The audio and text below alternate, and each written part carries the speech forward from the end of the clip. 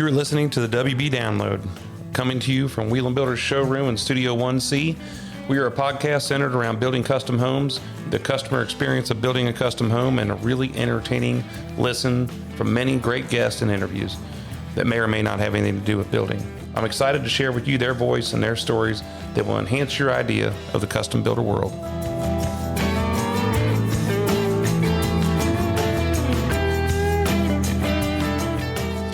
Hey, everybody. Welcome to the WB Download. I'm Jeff Wieland, president of Wieland Builders, here with you once again on this Tuesday, September the 10th, 2024. Man, I tell you what, we're still just trying to get our bounds about us here, trying to figure out what day it is, because Homearama has wrapped up for us, shut down there on Sunday night. Is the last, it goes on for 18 days, and it was just an incredible show. It's a little bit under 20,000 people that showed up to the show to come out tour the homes. We had a lot of really good feedback. Everybody loved our home.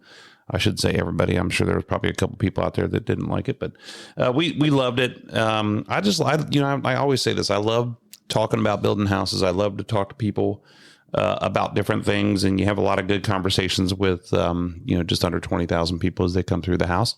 And so I've been doing it for my whole life, and I love it. So there was a lot of events that we had out there, especially that first week, man. They load us up with the judging and with Realtor Day. We had almost 800 realtors there coming through the show and talking about everything. Got to see a lot of friends. And then we had a builders panel where they had about 50 people come over for lunch and just ask us a bunch of questions. That first week, it was 105 degrees almost for 4 days in a row. And it just was a scorcher, and it pulled our traffic way back. And it was just made it brutal to do anything out there. But we just went through more water on our sprinkler system, and we just kept on trucking.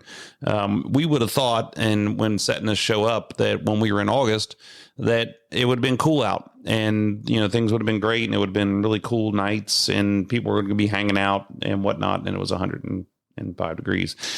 So goes Ohio. But the second week was just beautiful, man. I mean, there were some cool nights, cool mornings. Just really good days to be able to come out and visit, which brought us, on a weeknight, about an average of 800-900 people a night. And then, on the weekends, it bumped it up to about 2,000 plus people, per day. So it really came back around. So I'm not really sure when the award ceremony is. We get awards. They have judges that come in from different places. They're not local judges. They come in from different places. So we have an awards luncheon, and hopefully we fare okay on it, because I went through the houses and I think we will. Of course, I'm biased, but our house is just beautiful. Our customers and the designers did a great job with the home. So pretty exciting stuff. It's going to be disappointing for my man Dan Geis out in Golden, Colorado, because he's not going to be able to hear about Homearama anymore every Tuesday or the second and fourth Tuesday of the month. But we have plenty of other things to talk about. One of the other things that happens with Homearama is we get a chance to catch up with people that we haven't caught up with in a long time. So we send all of our past Homearama customers tickets to the show. We send all of our current customers and all of our prospected customers tickets to the show. And then we have meetings. Alicia did a really good job of setting meetings up out there during the day when the show's not open, with people in the house, which gives them an opportunity to see different things that we do. And so it just opens up opportunity to have conversation with people. Preacher Ben always talks about unhurried conversations. This wasn't unhurried by any means, but it's a conversation, and really good to see people we haven't seen in a long time. Preview party is a night before the show actually opens. It's a Friday night, and that is a huge party. When I was younger, we used to blow it out, and now we seem to have a really good time, but we're not being as dumb as we probably once were. I had, and thank God, I know Steve Slusher, my friend Steve Slusher, the Slushers is listening, but they were there with us. The Ellisons were there with us as far as some local friends of ours that don't have a lot to do with the building business were able to come out and support us. I mean, it's a big night for us and the family and the company, and to get to see all of your peers and people we've known for a lot of years there on that night. So we enjoyed that. So I just wanted to have an opportunity to mention Steve Slusher's name on the WB download. Anyway, the other thing is happening is Cody's birthday was on September the 5th. He was born on Labor Day, and wasn't Labor Day this year, but he was born on Labor Day. He turned 13 years old. And man, I just, these kids just amaze me every single day. The way they warm my heart every single day. He has to go back, every year and gets his doctor's checkup, and our doctor is retiring, and just the coolest dude ever. And he sent me a picture of him and Cody, and standing next to each other. And all I could think of it was when Cody was just a brand new baby, and we had to go there, every couple of weeks and get checked in and getting shots and doing all these different things, and all the way till now. And it kind of sets in a little bit, and to realize how quick time flies and how big Cody's getting and all the different things that are happening in his life. It was an eye opener. So Cody's 13th birthday.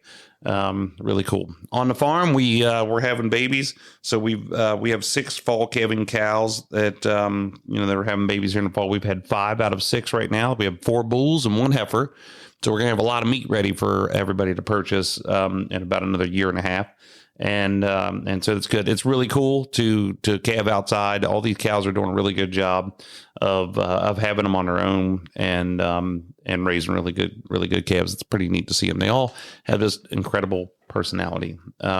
So, Labor Day came and went. Every year we have a big party at our house because it's Cody's birthday, and it's so they call it the end of summer, and we get a lot of really good friends together and hang out and just enjoy ourselves, family, friends, and just, again, we've spent a lot of time in the last several weeks killing ourselves working 20-hour days at Homearama, but we've also spent a lot of time talking to friends and family and acquaintances and potential people we're going to do business with, and it's just even though we're tired, we're worn out, it's heartwarming to be able to do all of these different things with different people. So that's what's been happening here in the last couple of weeks. I right now, as I record this, I'm sitting in the office by myself because, there's people have been working at night. They're going to work at night. They're going to work during the day at Homearama, and they're flexing up and down. They're trying to balance their lives.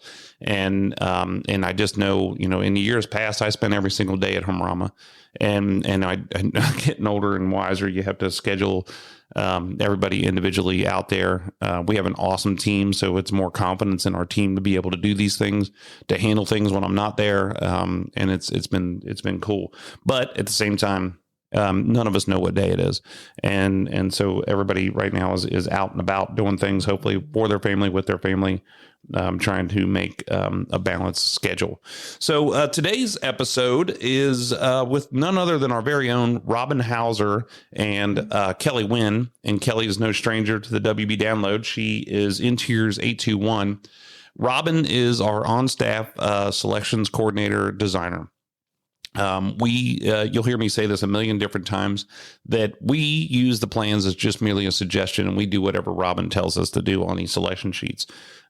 Kelly is a third-party designer, and what we found with our customers is that and with Robyn gets so busy in intricate details and different things she's got going on that we need assistance and another set of eyes for doing all the customer selections. So Kelly is an awesome teammate, does a great job, and comes in, and Robyn and her, as you'll hear today, work really, really well together. We are going to talk about today the selections process a little bit. We're going to talk about designing details. We're going to talk about Homearama, and we've also got another handful of things that are going to be on our social media, on our website, and different places that are showing Robyn and Kelly walking through the house and talking about the different details of what we have going on in there, and how they arrived at different ideas and different thoughts that come up with for Homearama. So I really enjoyed this podcast. I really want Robyn to come back on and kind of have we're gonna go down through, as we do in the building process, talk about how she gets started with the customers and the different details and how she arrives at different decisions. And I think that would be kind of fun to listen to Robyn talk about that as well. Kelly, and I say that not to bias but with Robyn, but Kelly was on this on our on our podcast last year. And so you guys got to hear from Kelly directly, and you get to hear from her today. So another thing Leanne wanted me to mention here was, if you saw something that you liked at Homearama, or you didn't have a chance to come to the show, that you're in luck, because in the description on our podcast and on our website, there's a link to Pickwick Place, which is the name of our Homearama home. And you heard me talking about Pickwick Place because that's how we arrived at the name. The customers picked us up from Little Women, and it was a newspaper in there, and it was also a Charles, something to do with Charles Dickinson. But anyway, this page that we're talking about here has a Matterport, has the floor plans. You can walk through the house yourself, has drone pics, has photos inside, outside, and has everything on the page. You can download all the selections in the house too. So this is something that's really, really cool and evolved through the years. And we used to print off thousands of copies of all of our colors in the house on the walls, and then some of the countertops. And then we ended up to where phones evolved, where we would just make one of them, put it into this clear plastic holder, and people could take a picture of it. And now Leanne, thank God for Leanne, has come along and created a QR code. You can go to this thing. It pulls you up, talks about the 25 years of Homearamas for Wieland Builders, talks about a number of things, but it also has a link to go to all of the selections for our Homearama home, and that's what you're going to find there as you look down through the podcast link here. And again, I also wanted to say thank you to people who come in and talk about the podcast. I'm always surprised. I know we have a lot of listeners, but I'm always surprised when I talk to somebody and they're like, "We listen to the podcast." I'm always like, "You do? Like, why would you do that?" But it's really cool to talk to people, and it's really cool because I had 3 guys come in one night to the show, and they're like, and I was standing there sweeping something up in the foyer, and they were like, "We listened to the podcast," and we sat down and had a conversation, and they just started out building on the west side. And it was pretty cool to listen to them talk about the things that helped them from the podcast, and talk about things that they're doing, getting started. And it was really cool. So I felt good because, some of that stuff early on when we go through the process of building that's what it was meant to do. Was if you're a builder and it was giving you some tips and tricks on how to do things, I was hoping it was going to spur conversation to come back and somebody say, "Hey, here's the way we do it." But it was really, really cool. There's a number of different people who have come through and said that, and then it sparks up another conversation about what we have going on. So thank you everybody for listening to the podcast. Thanks for being here, and I hope you guys enjoy this. This is with Robyn Hauser from Wieland Builders and Kelly Wynn from Interiors 821, the greatest designers possible here in Southwest Ohio. Guys, welcome to the show.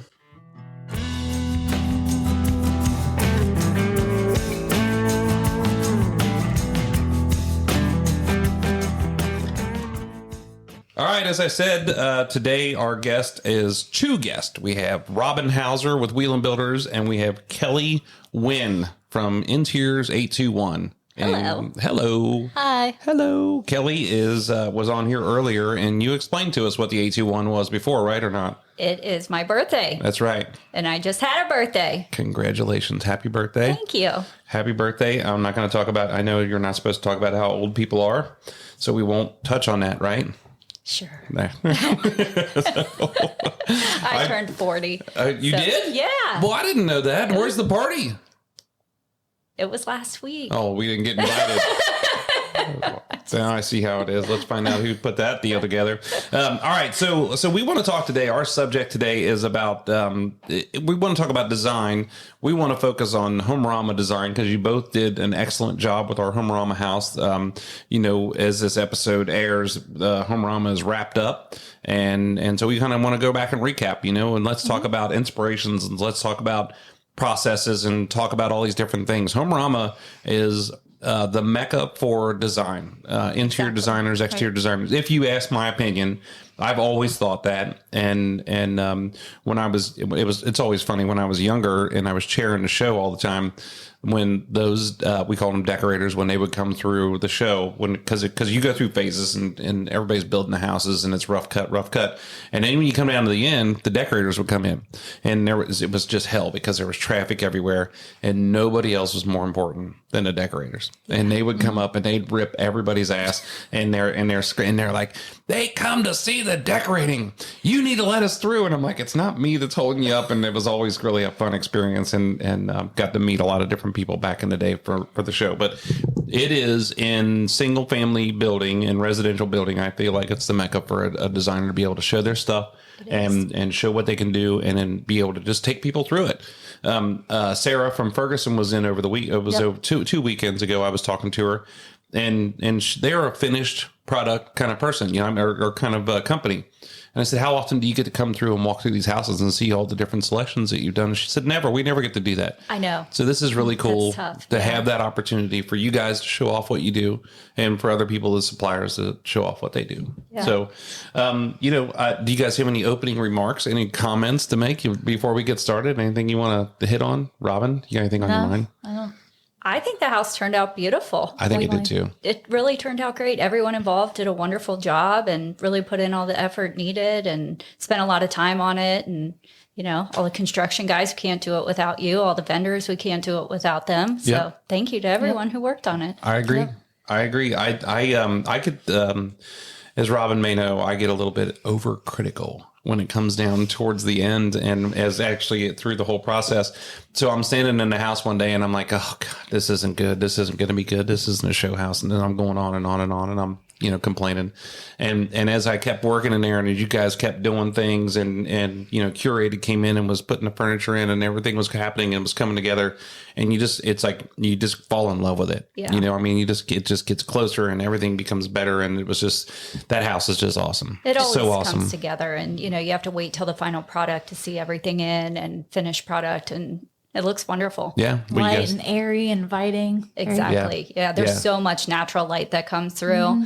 The dining room just lights up in the afternoons. I agree. And it's so classy. I mean, so classy. When you think about a house that doesn't have stone on the outside of it, and I used to, like some people might think, oh man, I can't believe it doesn't have any stone on the outside of it.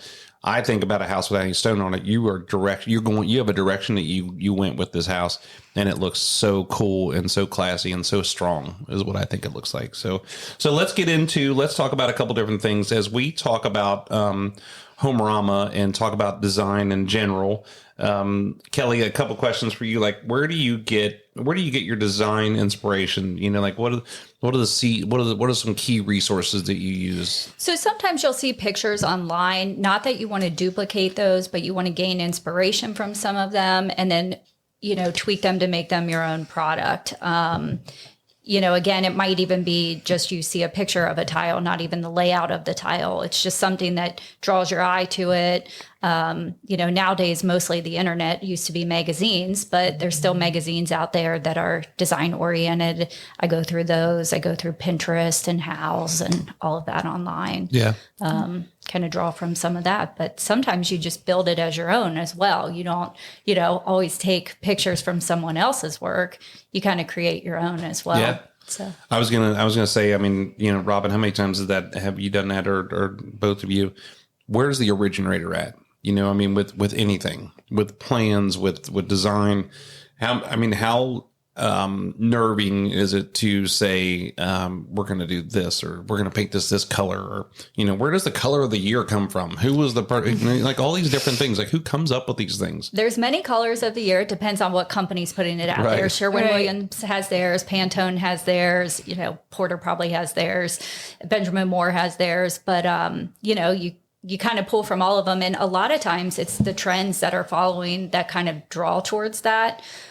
So again, like what people are being drawn more to is what's producing that. I think one of the colors this year is like a wine reddish color. And I don't really see us using that a whole lot, but maybe somebody will. Yeah.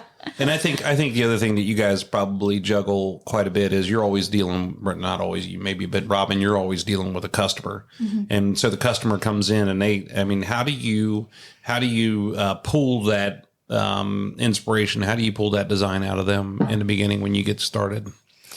Well, really early on, we kind of we talk a lot to see their likes and dislikes.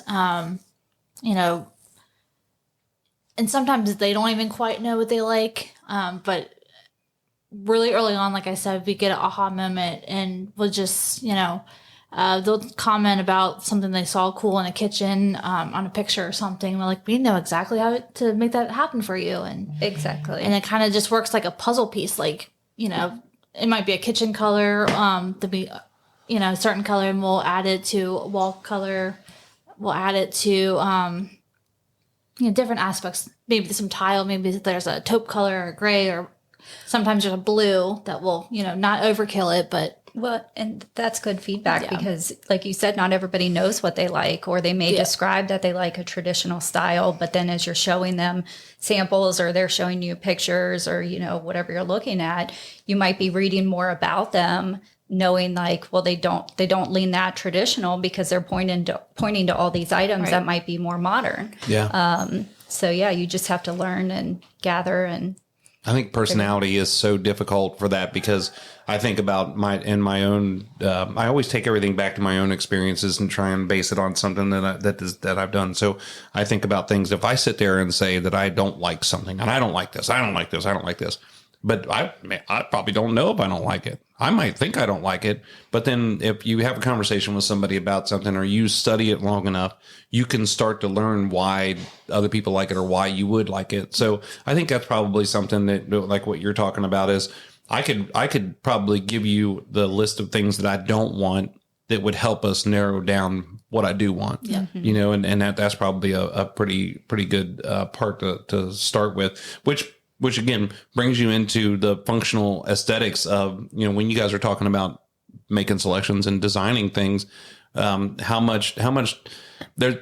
And we just had this conversation privately before we started this about functionality and design, and what is classy, what is real, what is overdoing it, what looks stupid, and how do you come up with that, Kelly? I'll take this to you. How do you come up with that functional aesthetic to where you can ensure the interior design of the custom home is going to be, it's not going to be bulky, it's not going to just look good. You have to live there. It's really about scale, and you have to make sure that the scale of the items that you're using fit the scale of the home. A lot of these homes nowadays are a lot larger than what they used to be. 1940s Cape Cod, you can't take a big giant 80-inch TV and put it in the family room. It's not even going to fit on the wall. Right. So, you have to think about what wall space is, what the ceiling height is, and again, size of the furniture going in, size of the rugs that are going in, everything. Yeah. I think usability, for me, I always think about people could look at our house and they say, I could live there. Mm-hmm. I could see that. I could understand that. Where you go into some other houses and you're like, it looks cool, but I can't imagine that every single day. And I think that functionality is probably something that it makes a difference. Well, and a lot of times you have to think about the flow of the house as well as it's set up. As you're designing the spaces in selections phases, you have to think about where people are going to be walking, where they're, going to be sitting, where the TV is going to go, things like that. Because if you don't think about it in the early stages, you can't block a pathway and not be able to get into the kitchen, right, or not be able to sit in the family room for some reason. Right. Robyn, I think that probably, how do you work around that where it becomes functional and then becomes trendy, but it also becomes timeless? I guess we never really know. You just kind of have a gut feeling to say that, oil rub bronze is going to be gone, or brass is going to be here and gone, or something. I mean, how do you work around that? Again, just keeping kind of up to date with the trends, knowing what's popular, but at the same time, like if someone recommends or wants oil bronze, like, probably, are you interested in black instead? Because we know, from experience, it's going out of style, and we do definitely want them to be more modernized and stuff. At the same time, if somebody wants we did pink in Homearama, but if someone did pink in the master bedroom or bathroom, maybe that's a little bit different. But I think wall colors are easy to overcome. Yeah. So like if you do something bold with a pink color, you can easily repaint it, update it. But when you start getting the kitchen cabinets and fixtures and light fixtures and all those kind of things, then it becomes a little bit more expensive, but more difficult, because then you have to go usually find somebody to do these things. You have to go buy new material. You have to do all these different things. That's really, really difficult when it comes to timeless. You know, I've been hearing for years that white cabinets are just going to be, they're going to be gone. They're going to be gone. And I mean, we put white melamine in my mom and dad's house in like 1996. And that was really like what it was all about back then. But now almost everything we do is white. And then we do accents to it, right? The white cabinets are always timeless. What's changed about them over the years is the color of white that's used. It used to be a little bit of a creamier buttercream white. Then it went into some of the bright whites. Now it's gone back into some of the soft tones. Even in the Homearama house, we used white cabinets, accented them with a custom white oak finish, but we painted the white in an alabaster, which just has a little bit of a softer tone to it. So it's not overly bright in your face. I think about farming and building, and probably in business in general, what the general public doesn't realize on so many different levels is probably what makes them the general public. But when I think about what you were just talking about, is how many different shades of white there is. Like you can't incredible. It's not just white. It's white. I mean, there's a million kinds of white, and you just don't realize how different it is until you start looking at this stuff, and you're like, holy cow.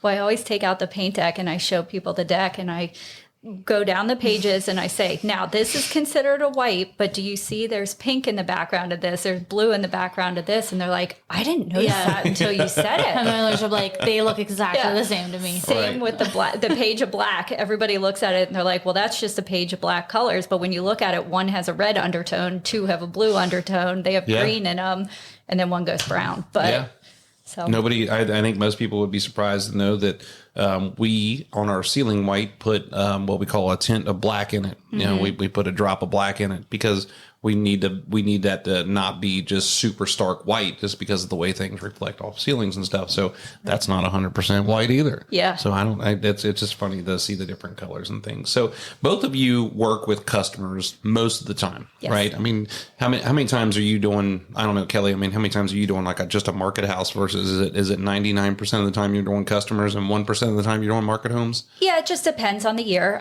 You know, again, what people are building, if there is a buyer, if there's not. But I do market homes quite often.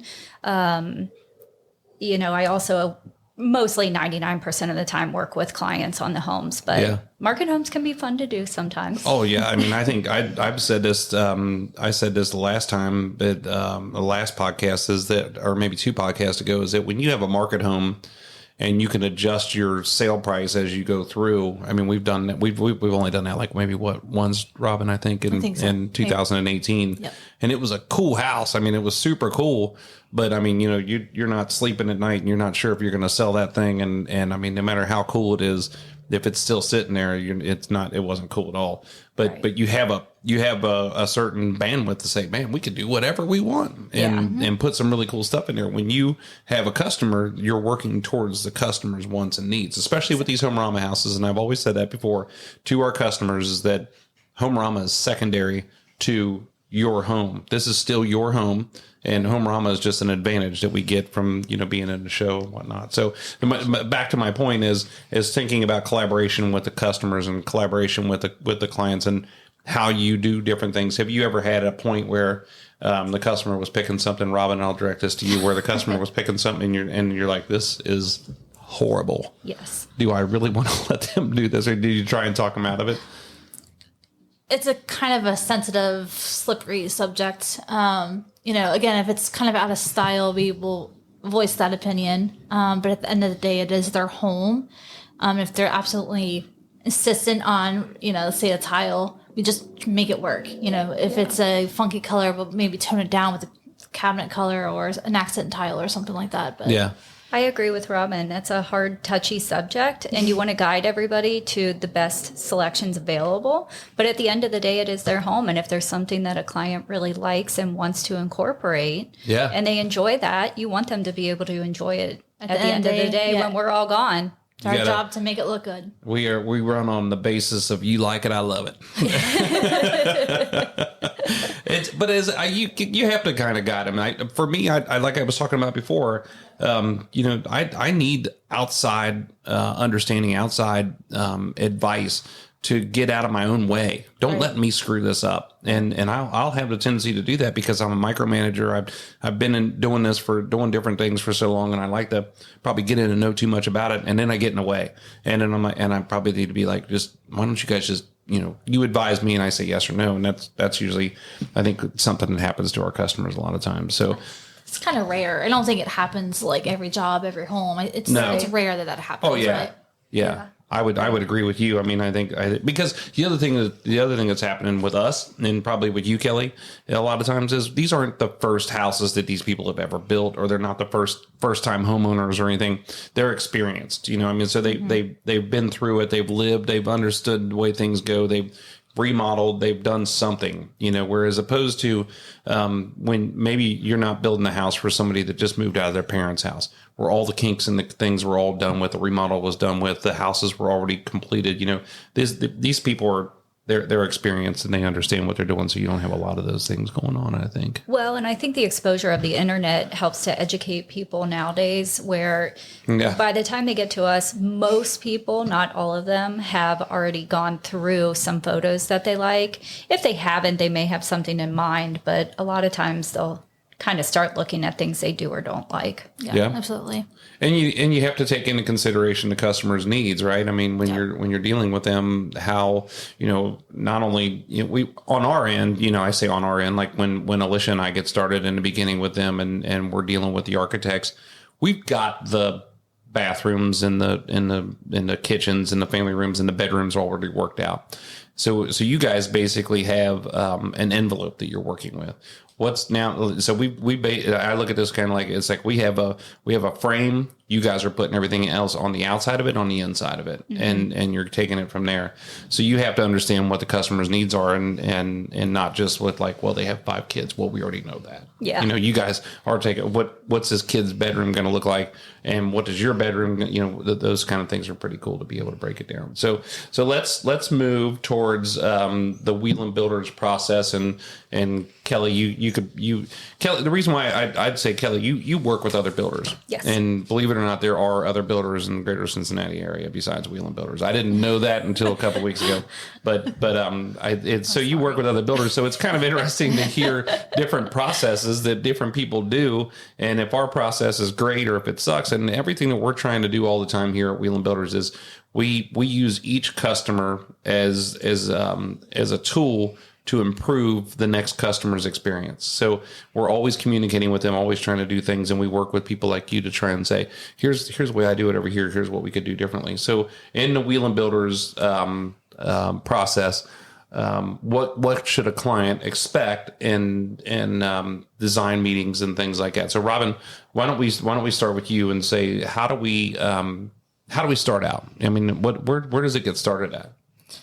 So, I did this project a year or so ago, and I wanted to streamline how many meetings and appointments and stuff we had with the homeowners, because it does kind of get overwhelming sometimes. So what I've done is kind of saw the average, and like typical home is 12, 15 meetings, roughly, give or take. So what we do is within those meetings, we just break it down, importance. That's in-person meetings where you're physically meeting and talking, because there's a billion phone calls and emails and all those kind of things, which could be considered somewhat of a communication meeting. But you're in person. In person, sorry. But the very first meeting, and again, it's the time we're getting to know each other, telling them about the process. I'll walk through the vendors that we're using. I'll walk step by step those 12 different appointments that we have. And it's a generalization. Not everyone's going to have those 12 meetings, but just tell them what to expect. And then we kind of, from there, ask them if they've built before, and tell them, our background a little bit, and then just kind of get a real good taste of their likes and dislikes. And then we start kind of getting our feet wet with maybe the exterior. If we get through past that, sometimes we'll start talking about cabinetry a little bit, just because that's a pretty time-consuming thing. And then from there, we go and do the actual selection appointment at the vendor. So those would be the next steps after the initial selection meeting. I think the key to all this is prefacing on the front end with the customer, getting them to understand what kind of time we need from them. And I talk about this all the time, is time, passion, and money. And because people come to me all the time and say, how long is it going to take you to build that house? And I'm like, don't worry about that. You know, I mean, that we'll talk about that. But what we need is time from you for these selection meetings, for the on-site meetings, for design meetings, for all those things. But this selection, I think some people, no matter how much we tell them, they have no idea how much they're deciding on everything. Well, and it's nice because during this selection process, we're getting it done ahead of time. Hopefully before they break ground, but there's still things that filter in after that. But majority of it is done so that as the house starts getting built, then things can start getting installed. It's not delaying the process, waiting on things to come in. It's a nice process of flow of items going in. I would agree. I was going to mention that at some point while we were talking here. During Homearama, there's so many people that come through who are already building, so I'm talking to them and being throughout the state of Ohio, I know a lot of the different, so there was people from Marysville, there was people from Cleveland, there was people from, Eastern Columbus, all these different places. And a lot of times I'll know that, where are you at? Where you at with the process? And I was so surprised how many times people would be, they're like, well, we just got under roof, so we thought we'd better start picking some things out. And I'm like, you're going to do what? Yeah. I have people call me all the time and the house is almost built. It's framed. And they're like, well, we haven't picked out cabinets yet. Or anything. And I'm like, oh gosh. All right, let's get started on that right away. Yeah. And so the reason I'm mentioning that is because one of the things we want to do here, or many of the things we want to do here at Wieland Builders, is we want your selections done 80-90% before we dig the basement. Yep. And especially we have to adjust this every once in a while according to supply and demand. When we were coming out of COVID and we were going through all those problems with that, I mean, we had to order windows before we even had a contract signed sometimes because we didn't know if we were ever going to get them. And appliances. I mean, gosh, man, if people would have known how many appliances were in our shop, they would have probably gone crazy. But so we want to get these things done because we need to order them. There's lead times, but for two, we want the people to be able to enjoy this process so they get through the selections and they can watch their home being built and they're not running around. The other thing that's really cool about you two and about what we do here at Wieland Builders, we have a selection center, but you two are with these people every step of the way. Right. I mean, and you guys are, we're not going, hey, go down to, whatever avenue there and pick something out. And you just better hope that they've done it. And you better hope that they had some kind of, you guys are the guide for all of these things. Exactly. And so why don't we talk about that a little bit? Because again, I only know this stuff, and Kelly, a bunch of different things. And Robyn, you're the same way. You've been here almost as long as I have. I'm just kidding. You're getting there. You're catching up with me. But so I mean, this is really, really a big deal, right? Yeah, it is. And it's a process. And, we want people to enjoy it. We want people to have fun doing it. We don't want to make it feel like it's a chore at all. But, these are things that have to be done. These are selections that have to be made and things you have to think about to build your house. And if you're not enjoying it, then building the house was probably not the right choice for you. Correct. And I'm telling you, there's a lot of people who have built houses out there that probably should have moved to an apartment. Yeah. Because it's a lot of work and I mean, it's a lot of decisions and we're in the mix of it. So we're like, this is fun. And they're like, this sucks, And so if you think it sucks, this probably shouldn't have been for you. I think it's fun. I do it every day. I love it. Yeah.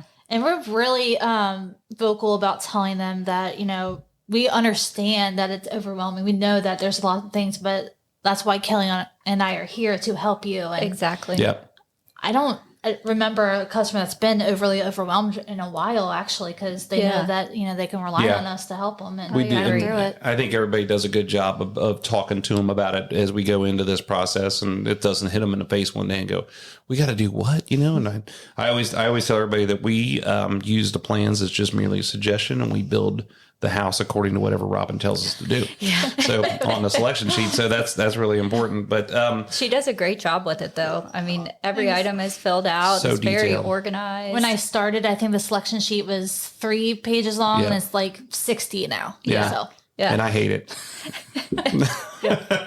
When you're building a house and and somebody asks you a question and I'm thumbing through it and I just wish there was like a little genie that's sitting there going, it's this answer, Jeff. I'm like, no, it's not that easy, but it's so detailed and it needs to be. I mean, this is the nuts and bolts that put it together. So let's talk about. I mean, when we talk about the selection process, talking about the client selection meetings, you have your first meeting, and so hold on. Let's back up a little bit. Let's find out the collaboration between you two. I was thinking about this that we didn't cover this, and if I'm talking too much, one of you guys need to kick me under the table here. No. But the collaboration between you two. If we have Robyn, why would we need Kelly? And if we have Kelly out there, why would we need Robyn? And I know the answer, but I want to know what your answers are. So who wants to go first? Oh, she put you on the spot. As much as it can get overwhelming for a customer, it is a lot for us to kind of handle as well. But that's a good thing. We kind of had each other. We're partners, we agree on, I don't think we've ever disagreed on anything, and we have the same mindset, and it's kind of, backup and support for each other. Not only for each other, but for the customers as well. And they know, if I'm busy, there's Kelly, and vice versa. If Kelly's busy, I'm available. So they have not one person, but 2 people to help guide them with everything. And, it's another set of eyes on everything. Yeah. It's another set of ideas to bring to the table. If, I'm not thinking of something. Robyn found a great dog tile for our dog wash at Homearama. That's right. It's really amazing. And I hadn't looked for it. So, It's kind of started out as a joke, but yeah. Oh, it's cute. Yeah, it's so cool. And I can't tell you how many people they'll go, oh, that's a good way to do that dog wash. And I'm like, look at the tile. And they'll come back and they'll look at it and oh my gosh, that's so cool. Yeah, it's so cute. I think the other thing is that you guys both do a really good job at is what we want from everybody that works at Wieland Builders, trade partners, suppliers, and employees, and everybody is to make sure that the customer knows that we have their best interest at heart. Exactly. And we're not pushing our own agenda. We're not pushing them to do something stupid. We're not trying to force. We have their best interests at heart, and I think you guys both do a really good job at that. Yeah. Oh yeah, I agree. And then Sarah, our Homearama client, she actually came to me afterwards and thanked us for letting her have, input and giving her what she wanted in the home. Because there's a lot of designers that won't let the client get what they want. They want to push over them. They want to do what they want. They have an agenda. Yeah. I really want people to enjoy their homes. Absolutely. And I know Robyn does too. So, working with people to get what they want and find them what they want and make sure that they love it is key. That's awesome. I think the other thing that probably sparked Sarah to say that is she talked to some of her neighbors. Well, I wasn't going to say that, but she did. She did. And she's like, and they told her, they explained to her their experience and they weren't allowed to be as flexible. Yeah. So that was really cool. But so when you're, I know we were talking about Homearama, but like I said, Homearama is a lot like any other house that we build. When you get started into this, let's say the first meeting, who attends that meeting? That's going to be Kelly and myself and the homeowners. Yes. Yep. And we like for everybody to be there, husband and wife. If one can't make it, we understand, but it's best that, in the general start of things that everybody's there so we can get kicked off. Get to know everybody, get a kickoff, and get started. And yep. Let's understand the importance of that too, because I'll tell you that when Alicia and I have a sales appointment and only one of the people shows up, it shows me the level of interest that they have, and it's not. I mean, we have a scorecard, and whether it's mental or physical, and if only one of them shows up, that drops their score down to be how serious they are. The other problem you guys have is if only one of them shows up, there's going to be decisions made. You're going to have another meeting because those decisions are going to get overridden, or they're going to get debated at a different level, and they're going to come back, and it's going to be chaos. We need everybody there. Yeah. Decision maker or not. Yep. Everybody needs to be there because this is a big deal. So when you're in that meeting, just are you discussing their vision at that point? And I mean, how much information, how much background do you have from them to say this is the direction that we're moving forward with? Well, a lot of times she'll have them start their Pinterest page ahead of time, so we can kind of already kind of study that. And then within that, they might have, 50 pictures of the exterior, and they might not realize what's common with all of them. Exactly. And Kelly and I pick it up. Same as if they have a picture that they like, they probably not know what they like about that picture. And we're like, oh, well, it looks like you like a lot of glass. Maybe I agree that's the with direction that. we need to go in. And Some people just pin pictures. They don't really know what they're pinning. But if you look through them, a lot of times there'll be things that are very similar, maybe very similar color of stone, or they all have black windows on them. usually they're like, I had no idea. Yeah, Never you kind of noticed. look for those items. And then sometimes you get people who pin a lot of different stuff. Again, they may pin very traditional houses. They may pin very modern houses. But you try and look at it and see if there's any common within it, because it may not be the whole picture they're looking at. It might just be little items, that you just need to find. I would agree 100%. I mean, it's the pitch of the roof. I mean, it's reverse gables. It's a hip roof, or it's cedar columns or cedar accents, and you bring it to their attention and go, well, do you like this? And they're like, no, every picture that you've shown us has it on there. And they're like, no kidding. Do you guys think that we just have done a couple of these, but we've done colored renderings before we got to you guys? Have they helped at all, or I think they're helpful. I think that people can really start to visualize the house with the colors being shown on it. And you'll kind of see their eyes light up, because you'll start to see like what they really like going into it. Yeah. We did one, and the architect took some notes in the meeting and then used that on that colored rendering, and the color was way off on what they wanted. And they were like, we hate that house. And we're like, hold on, let's back up here.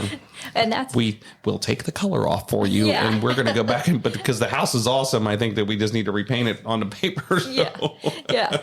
But that's part of the problem with those renderings as well, is they're not always true to color. But it starts to give them that starting point visualization. Visualization. So you guys are reviewing the plans, and you're talking through details. So we have two boys, and so that's the other point, that we have 5 bedrooms. We worked that out already in the architecture, but you guys don't know if they're boys or girls, or if they're kids, or if they're guests, or if they're grown kid, whatever they are. You guys are probably working through those kind of details, right? We get the ages. We get if it's boy, girl.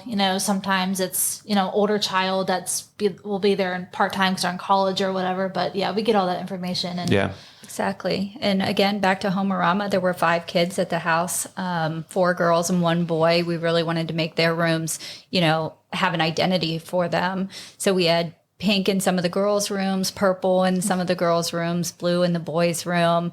And, they were able to walk through, even the kids coming through, and they really loved it. And I was able to meet them there. I know Robyn was there with them.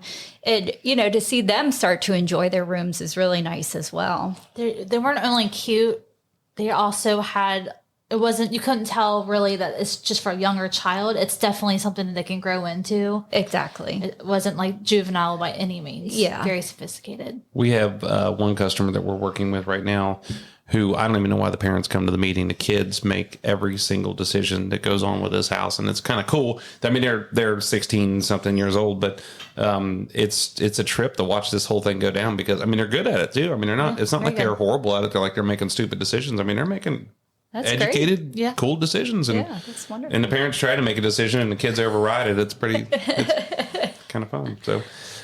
So when you talk about likes, dislikes, you talk about architectural style. Do you have checklists that you go down through and say, brick, stone, siding, whatever? How do you arrive at this? Because sometimes we'll put this on the plan, but then we always adjust a plan from different places. How do you arrive at that level for the exterior?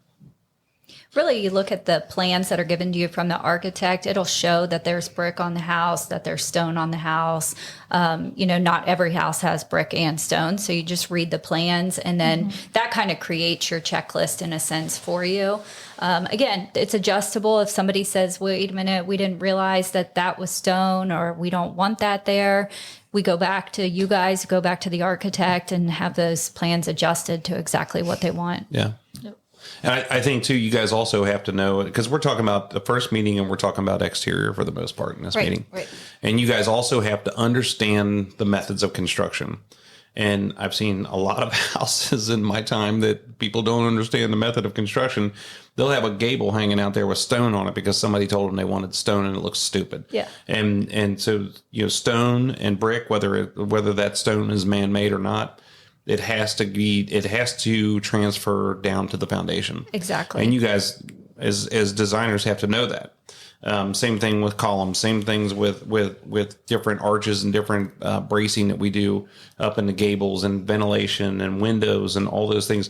You guys cannot just sit there and look at it and go, yeah, let's do that. You have to understand the methods of construction. Exactly. And that's why at that point with the brick or the stone, we would send it back to the architect because they need to know that for the foundation, based on what the weight is and things like that. Yeah, for sure. For sure. And so, I think some of those things, like I said, details are worked out, but you guys are getting into the nitty gritty when you get into these meetings. And this is the first meeting.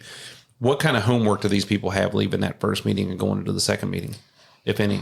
It all depends. A lot of times, we maybe didn't agree or finalize on like exterior window color. Mm-hmm. We'll say, all right, go home, drive around, look to see what you guys like, and then come back and let us know. Yeah. Or sometimes, a lot of times we'll say, all right, our next meeting is cabinetry. So don't just look at pictures you like. Tell us what you like about those pictures and just kind of give us a list. And if they don't have an idea, that's fine too. But just have some sort of, we give them recommendations as well. If they don't know what color window they want, we may say, hey, drive around, pay attention to these black windows or pay attention to these white windows based on what we're recommending, to go with the exterior that we've started looking at.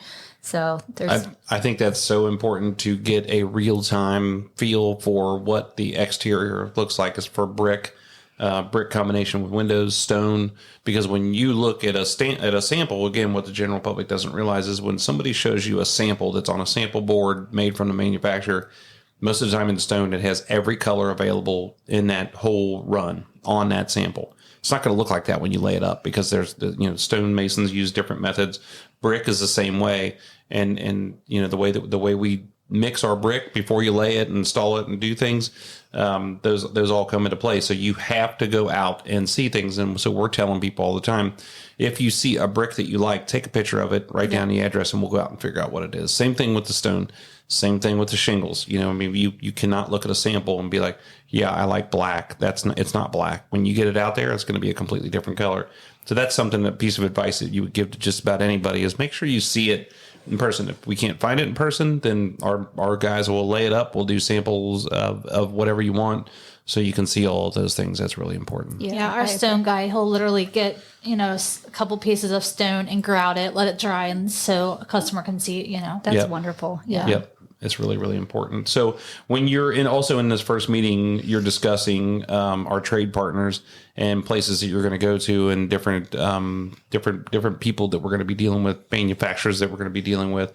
And this is probably a highlight too, because people don't realize who we work with. And you say, oh man, this is the cabinets that we're going to get. Oh man, our friends have those cabinets, or we friends of ours use that company to build those cabinets or something. So they can start paying attention to these things. All of these things in this first several months of the design and first meetings of the design, I feel like are dropping hints into their head going, oh shit, we need to start thinking about that. Oh my gosh. So I think that first meeting is really important. It's really informative. You're leaving there. You've given them some bits and pieces of homework, and now you're going into the second and third meeting. So what do you typically expect to do in the second meeting, Robyn? A lot of times the second meeting will be appliances, just because, again, a lot of people know what they want, but don't really know the details of them. And then that's kind of time consuming, sometimes not, but our third meeting would be like cabinetry. So having those specs and sizes and everything makes that, it's kind of falls down from there. Like sometimes the appliances kind of direct you to not only, they'll generally put a plan on the blueprint of how the kitchen is laid out, but that's not always set in stone on how we will. It's just a suggestion. Yeah, it's a suggestion. And, there might be a 36-inch refrigerator drawn in, but somebody may want a 54-inch. So it's things like that where we like to get your appliances picked out. We like to know the size of them. So then when we go to that next meeting for cabinetry, we can have those general sizes available. They can start working that into the plan. We make sure that they fit in the space. Obviously, you can't always, have the biggest of everything in every kitchen, but that starts directing us in a direction towards our next appointment. Yeah, and again, it's another piece of the puzzle, knowing their style, the colors that they like, their functions, that wants and needs, and that kind of stuff too. It's just another one of those pieces that is important to know. I think the other thing you guys do is balancing out, because if you go to, and I don't feel like any of our suppliers would do this, but I can see this happening. If you go to a supplier, the appliance guy wants to sell appliances. Right. So you're like, well, we want this. And he's like, yes, let's write it up and sell it. And you guys are probably going, hold on a minute. Are you really going to use that? I mean, where are we going to put that at? You have to think about, back in the day, it used to be a triangle 12, for the operation of the kitchen, how well it functions between a kitchen sink, the stove, and a refrigerator. And then you have to think about, we have to think about these hoods, because these hoods are ridiculously large now. They're so big and they pull so much air out of the house that we have to put what we call a makeup air into the furnace and the heating and air conditioning system, because it pulls so much air. You guys have to think about all these things. I don't think that necessarily a supplier is going to say, whoa, hold on, let's think about this. Let's think about the locations of it. So you guys are doing all these things. And the same thing in the cabinetry meeting, you're going to think about those kind of things. Yep, absolutely. But again, they want to sell. They want to sell. And you guys have to be like, hold on a minute. Let's really look at this. Is this really what you guys want to do? So I feel like that's another advantage point that you guys have. Well, and we work with Alex at Custom Distributors on appliances, and he does a phenomenal job. Oh, yeah. He knows pretty much everything. And if he doesn't know one little answer, he'll find it for you and get the answer. But he really wants people to enjoy their appliances, from what I gather. Oh, yeah. And, he's not just a salesperson, wanting to sell you the highest priced item. He really wants you to get what you're looking for. Yeah, I would agree. We had a meeting there last week. They're like, we do not want induction. And then we left. They're getting induction. Nice. Yeah, but that's what all his information that he was providing to them really provided all the knowledge that they needed to direct them to the best decision. Yeah. So by the time they left, even though they had not gone in thinking they wanted induction, they really wanted it when they left. That's good. Yeah. I think so much of that, the appliances, I don't think you can do online as far as a purchase. You have to go and physically touch and feel and see them and feel the depth of them and understand all the different operation features on them. But you can look online to get the idea of reviews, and you can get the idea of finishes, but you really need to go and touch and see them. I agree. I feel like plumbing fixtures, you could pick those out online, because you're looking at the style. And I was telling somebody this morning that they have families. The same thing with light fixtures. They have families that they're involved in. So plumbing fixtures are like modern, contemporary. If you say I want a black faucet, well, then that narrows it down right away. If it's antique, something like that you can get into those different views, and you can see that stuff online. You can take pictures of them. You can put them in a book, whatever. And the same thing with light fixtures. You can look at those things, and they kind of, if you pick a foyer fixture it's a certain style, it probably has other fixtures that go along with it, that go into closets, that go into hallways, that go into different places. You can put those things in a family, you can put them in a bucket, but you got to go. I think those things, you got to go see them. So there's some things you can do online and feel good about it. There's other things you can do online, but you need to go physically see them, right? 100%. Well, and with plumbing and lighting, that's a good point. We do often sometimes pick from catalogs or online now, because they don't have everything available in the showroom. Right. But what's nice about being there is they may have a finish of the same product that we can see and be able to know what that finish looks like, even though we're ordering a light or faucet, not sight unseen, but through a photo. Right. Sizing too, like Yeah. if there's a foyer light that's a certain 20 inches, and visually she might not have a specific light there, but she'll show us like a light that's 20 inches. Exactly. Yeah. And that's goes to the people that we work with, how important it is to have really, really good people that are there, that are our representatives. And you have to be, and I say that because sometimes these places have multiple locations and it's not the one that we usually deal with. And so if you just stop into a place on a weekend and you start talking to some random salesperson, well, they don't understand what we do. Exactly. And so it's really important that we're dealing with the people that we deal with, dealing with these companies that we deal with, and they understand, how important it is to us for our customer to be taken care of, not for them to be taken care of. And that's a big deal. So we get through all these meetings and we need the majority of the things to order. What's left hanging out that's not a big deal to make selections on as far as design and things. So we've got, let's say 90%. What's that 10% consist of? I would say the paint colors, are okay to hold off on until getting closer to it. But it's really the items that you need ordered in that have a lead time on them that you really have to make decisions on as that flow of the build, prior to or during that flow of the build. Yeah. I would say probably closets too. I feel like, again, that can take a lot of time consuming, and that's not something that's a huge hurry that early on. So that's something else we can kind of come back a little bit later and take more time on it. Yeah. Yeah. Even cabinetry hardware, that comes in pretty quickly, but we like to know what it is, just so it's not an item hanging out there. Yeah. I think it's for us, it becomes internal as to why this makes it tough for not everything to be done, because we're trying to get the selection sheet signed off on so everybody agrees that this is what we're doing moving forward. But then there's gaps in it, and then we're sitting out there, and then when you have a gap and you have to come back, did you cover everything? So that's why it's so important for all of us to make sure that we've got everything. But granted, countertops sometimes are one of those things that's hanging back there. Backsplash might be hanging back there. A couple things that aren't going to affect the structure of the house, or don't have to do with weather and all those kind of things. Pretty minute, but a big scale and some aspect of it. But so let's talk about the contract signed, selections are 90%. How do you guys handle this moving forward? So are you coming out to the job site? Are you involved in meetings? Because we have electrical walkthroughs, we have different meetings that are out at the site that you need to be kind of involved in. And what does that look like for you, for both of you? Absolutely. I encourage walkthroughs. I like going on them. You get to start to see the house as it comes together. The electrical walk is great to do because we'll have our electrical fixtures picked out by then, all of our chandeliers and vanity lights, sconces, anything we're putting in. So we get to actually walk through the spaces during framing and kind of start to visualize where those are going to be at, check our sizing, talk about where the switches are going to be, any, added lighting. If you want to add some cans into a spot, take cans away. It's really that hands-on process that brings you into the house and really starts to make it a home for everyone. And again, Kelly and I at this point have worked with them so much that we've had this relationship that they want us there, they trust us, and it's kind of like a team kind of effort. And if they have any questions, do we need another pendant here or whatever, they know that we're there and we can help them through that too. Yeah.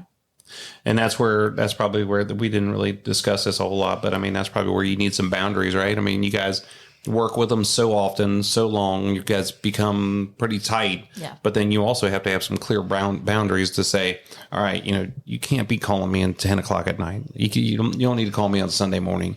Because people, I think a lot of times you cross that. I mean, you cross that line. I mean, I think they don't mean to. They're not doing it to be rude. Right. But you guys are so tight. You've been working together so long, and something pops in their head, and you're like, I'm gonna send them a text message, and that happens to me a lot. I do it to Robyn. I'm like, just so I don't forget, don't respond tonight. Yeah, I do the same thing. So I mean, you have to set up some boundaries with everybody and understand that you have a life outside. I don't understand that, but you have a life outside of Wieland Builders, and I didn't know that existed for other people. So let's talk a little bit more about Homearama as we we're wrapping up Homearama, and you guys, this is a reason why we say this is a mecca is because you're not just doing electrical walkthroughs and come back and doing a walkthrough at the end of the house and then the people are moving in. You've got furniture, you've got art. Absolutely. You guys are going down, and people don't understand this. This is how it all comes together. But you go to the rug gallery, you pick out rugs. Mm-hmm. You go to Veronique, you pick out art that's going on every wall, and Botanica is putting in fake flowers everywhere. And you've got furniture and pillows and throws and knickknacks. Let people know that they need blinds before they move in. We go to slats, pick that out with them. Otherwise, they start to move in and they're like, well, I don't have any blinds on my windows. Right. What am I going to do? So there's things you have to, again, throughout the process of that build, you have to start to think about some of these items and what goes in as you're moving into the house as well. Yeah. But we go to all of those vendors, pick all that out with you. And all of the vendors are great. We love all of them. They do a great job. They do a really good job. And so you're taking it on a regular build. Maybe you get to do all that stuff. Maybe you don't. But on a Homearama build, you're taking it all the way through those things and you're carrying on. It's a lot of work, a lot of time. And as long as you're still having fun with it. So this year is Wieland Builders' 25th year in Homearama. And if we'll make it to a 26th or not, I don't know. But it's the 25th year. So we've been around a long time, but known us a long time and have seen so many different things happen. And Kelly, you and your mom have been involved in the show for a lot of years as well, right? Exactly. I don't know exactly how many Homearamas, but home shows, I was trying to count the other day. I think I've done 25, including this year. Oh, look at that. Yeah. We're on the same page. Yeah, it's a lot of work, but it's fun. Robyn, how many is this for you? 6. 6. Yep. 6 of them. And you just had started working here when we were like in the middle of maybe 1 or 2 of them, I think, like in 13, I was 14. Yeah. 13. Yeah. It was towards the end. Yep. That's right. So I mean, you're still involved in it, but I mean, now you're all over it. We've got a lot of history in doing this stuff. I don't know. I don't even know what I'm talking about. I just want to make sure everybody knows that we've been around the longest, right? Oh yeah. Yeah. It's a really, I just want to stress to people that Homearama is great. We build really awesome houses all the time, but this is taking it just a step further with the process. And so with Homearama, but we've got a lot of experience in it. We've got a lot of awards, and the best thing about these awards is you have to clean them all the time, and they're dusty and they're sitting in boxes. But we won 11 in the last house we did. Right, it means a lot. It means a lot, and so I would look at I look at this a lot of times. I'm like, these awards are no big deal, but if I don't win one, I'm gonna burn the place down.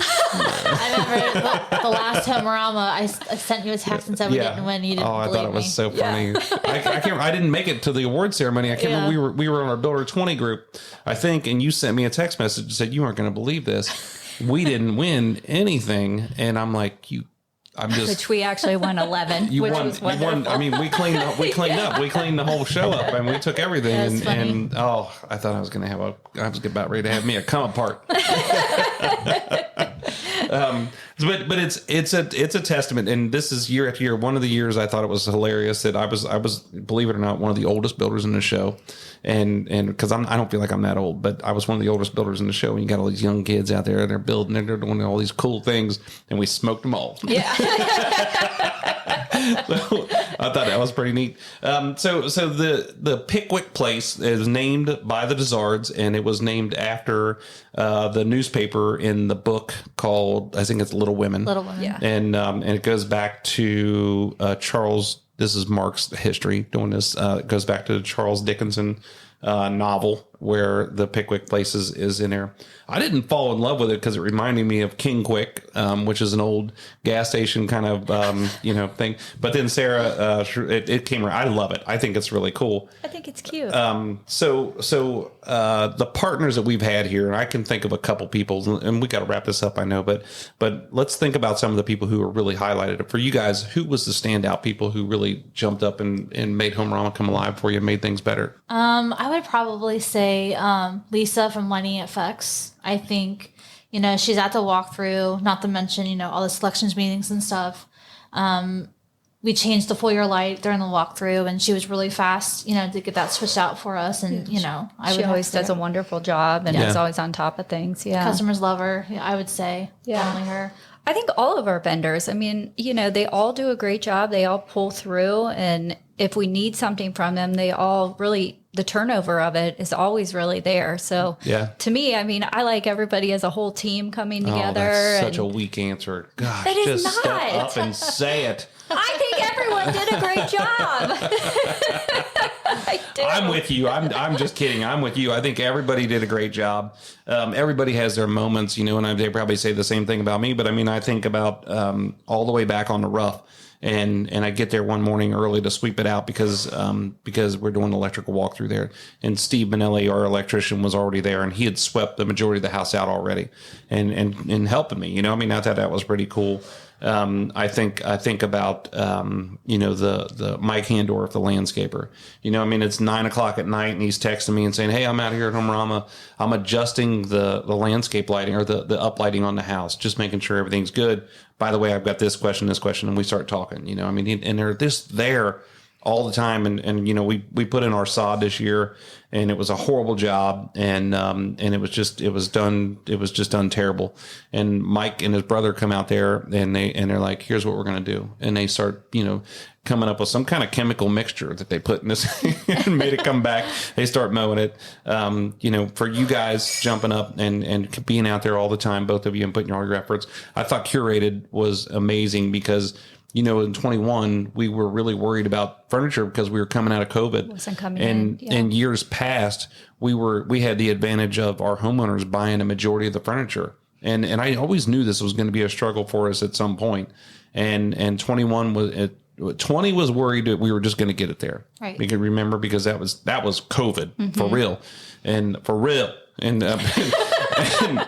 but then for 21 we had Pottery Barn, and you begged, borrowed, and stealed, and you jumped in the middle of that thing. I'm pointing at Kelly.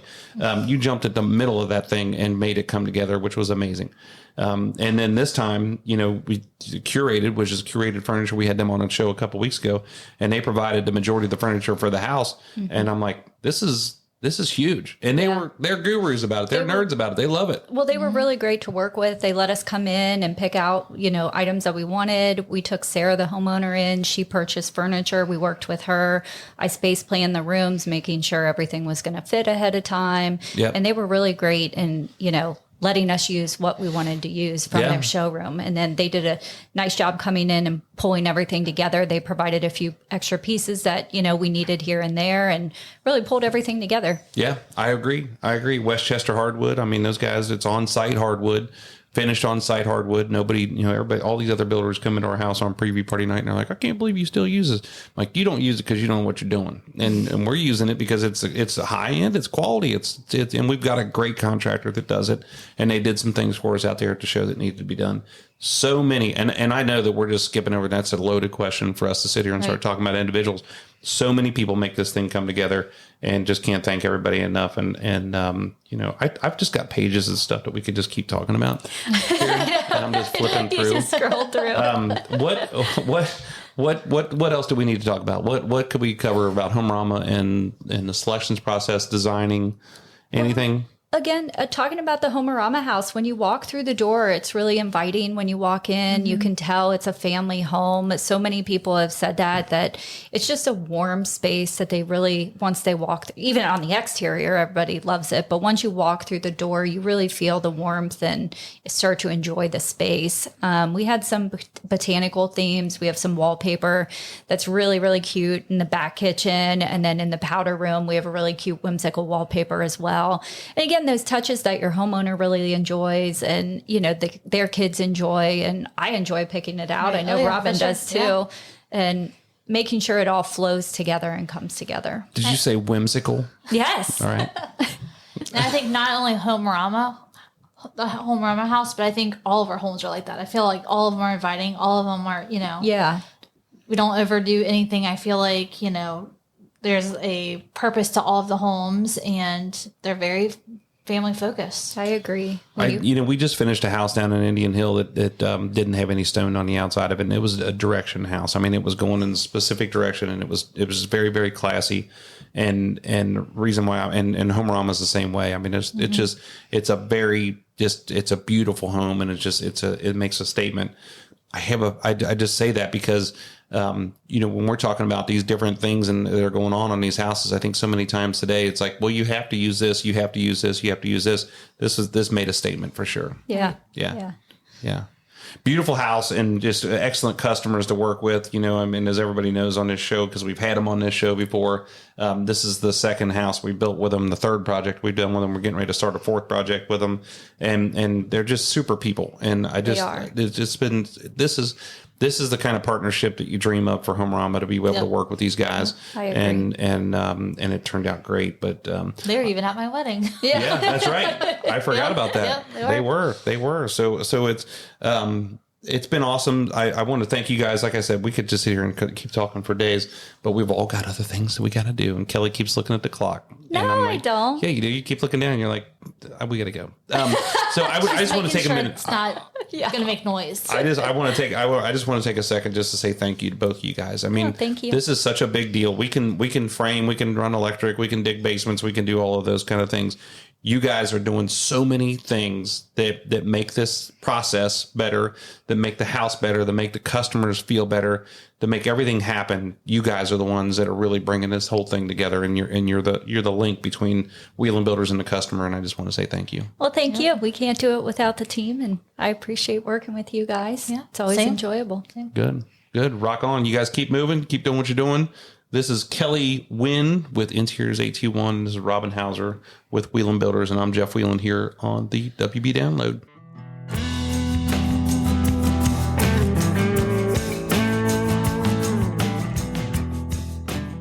Well, all right, everybody, there you have it. What a great interview to have with Kelly and Robyn, and hearing the different things that they have. When I left this interview, I felt like I was like, man, we just scratched the surface. I feel like there's a lot more that needs to be said. And as I said at the beginning, I want to have Robyn back on and talk about the process that she sets up with our customers and takes them through different things. I want to check back in with her and Kelly both as the year goes on, and just kind of find out about it. Because this is as it is with everything. This is a really important part, intricate part of all the details. When somebody looks at one of our homes and they come up to me and say, hey, I saw that house you built, it was really awesome. And I'm like, hey, I didn't build that house. Wieland Builders built that house. The customers, our team, everybody worked together to do all the things that are going on with that house. So it's really, really important. So thank you, Robyn. Thank you, Kelly, for being such great team members, for doing just an awesome job all the time, for working your butts off all the time, and getting things done and making these homes beautiful with our customers, making our customers happy. It's amazing what you guys do. So thank you for being here. Thanks for taking time out of your day. And let's do it again real soon. So, hey, everybody, thank you for listening. As I said earlier, I'm just overwhelmed with the people who came into Homearama and told me that they listened to the WB Download, and I'm grateful, to say the least. So thank you, everybody, for tuning in all the time. I think our next episode, and guest might be Michelle Sloan from, she's a realtor here in Southwest Ohio, and, super interesting. Michelle has a radio show on 55 WKRC, and Sloan sells homes. And I was, grateful to be on a part of her show twice in the last couple of weeks, talking about Homearama, talking about Realtor Day, talking about business in general. And she and I have known each other and done some business together for probably about the last 20 years. So she's going to be on. She'll be a guest, and it'll be interesting to hear what Michelle has to say. So she'll be our next guest. If you will, please tune in. Don't forget to subscribe to the WB Download on your favorite podcast service. There's always a link on our website, if you want to. Don't forget that our episodes drop on the second and fourth Tuesdays of every month. And as I always say, if you want to be part of the conversation, if you want to be a guest on the show, send me some questions, send me, some comments, send me some advice. if you want to. And it's at the WB download at wielandbuilders.com, WIELAND builders.com. And also, I just want to remind you about what Leanne said there in our description here for this podcast. You will see a link for the Pickwick Place, which is our Homearama home. You'll have floor plans, a Matterport, all the selections. You can walk through the house online and check out all the cool things we've been into and the things that you've been listening. If you've been listening to the WB Download, this puts a bow on it because it's everything we've been talking about leading up to this point, from the time we dug the basement until the time we moved the furniture in. There's so many people to thank on that deal and that have brought it together. If I start mentioning people and I leave people out, I'm going to be very disappointed. But just thank you, everybody who worked on the show house and worked on our team here at Wieland Builders.